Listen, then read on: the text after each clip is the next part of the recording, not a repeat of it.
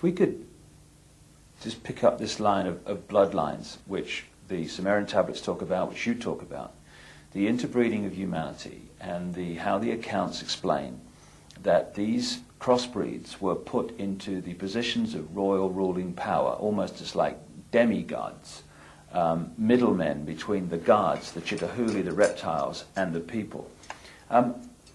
Those bloodlines, in my own research, became the European royal families and aristocracy, and today are the ruling, banking, business, and political and royal lines of the world.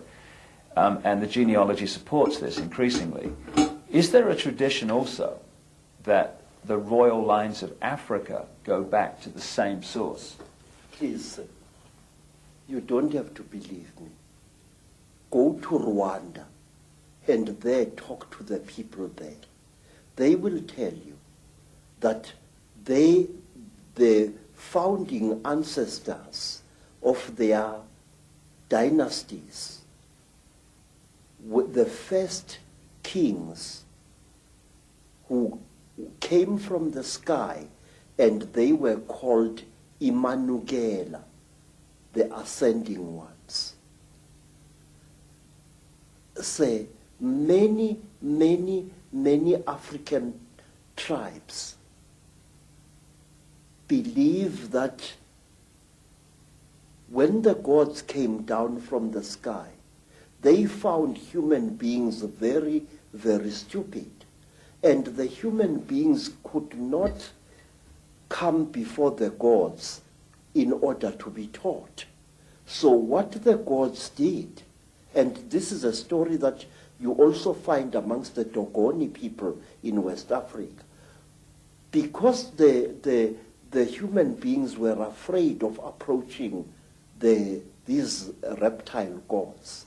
The reptile gods cold-bloodedly slaughtered one of their number and shed out its flesh with a specially gathered crowd of human beings.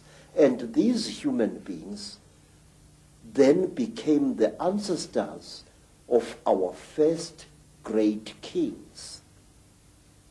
Now say, African kings jealously guarded their blood. If the royal lines of Africa claim descendants from the same source, basically, have those lines interbred as obsessively as the European aristocracy and royal family, and not bred outside of those lines? Yes, sir. Royalty had to marry royalty. That was one of the strictest laws in ancient times. Which is obviously where we get the term, the divine right of kings from. It's not actually God, it's actually the gods. Yes, sir, yes. Royalty intermarried with royalty. You were not allowed to take a commoner as your senior wife if you were a king. You could take commoners after your senior wife. Once the genetics has been achieved. Yes, sir. Now, another thing, it is like the Sangomas. Very, very strictly speaking, a Sangoma who was sometimes viewed as a king or a queen was not allowed to marry outside her caste or his caste. Sangoma had to marry Sangoma, otherwise the non-Sangoma blood would pollute the god blood inside the Sangoma. The lady that I've quoted in my books, Cathy O'Brien, who wrote her own book, Transformation of America, about being a mind-controlled slave of the American elite, she talks in there about seeing George Bush as president and vice president shapeshift into a reptile. And so many other people have told me this story of world leaders today changing into reptiles in front of their eyes and then changing back again. And Miguel de la Madrid, the president of Mexico at the time of George Bush, said to Cathy O'Brien, as she quotes in her book, that a reptilian extraterrestrial race interbred with the ancient Central American people because they needed to create bloodlines through which they could operate. Yes. And he said that these bloodlines were, in effect, today's world leaders.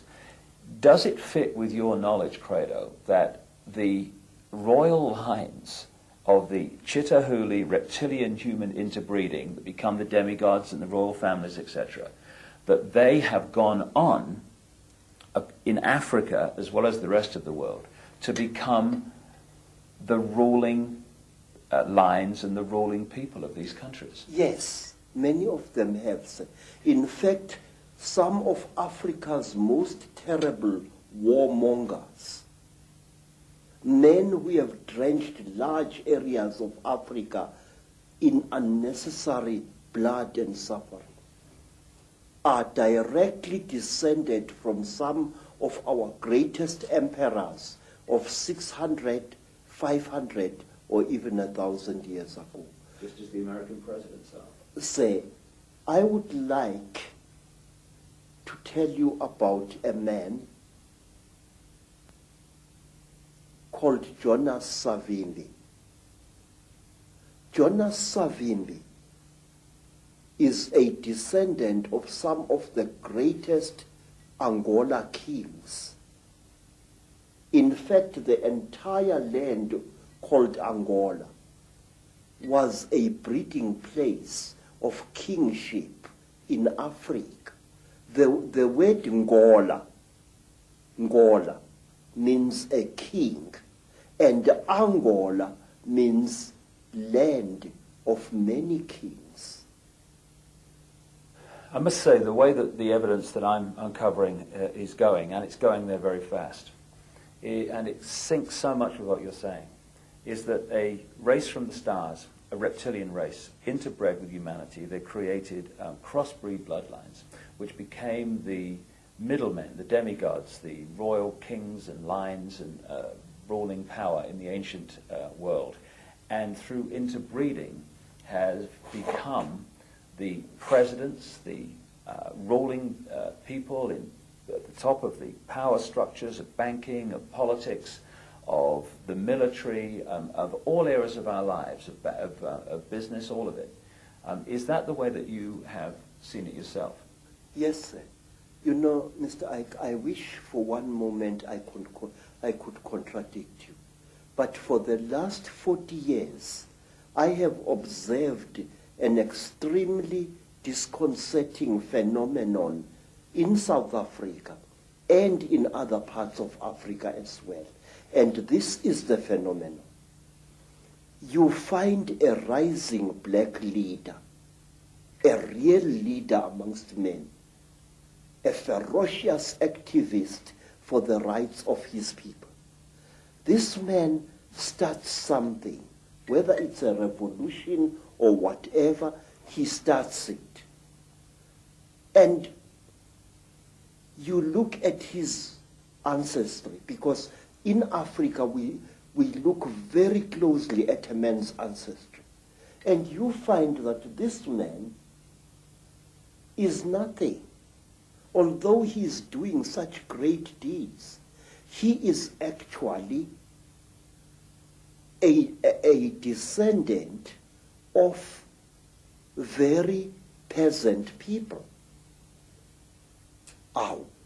And you are worried.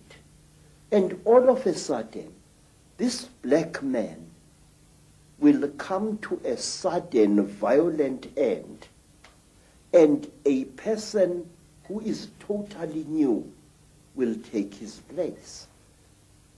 And when you look at the ancestors of these people, this man, you find that he, or even she, is a person of very, very ancient African royalty. Now,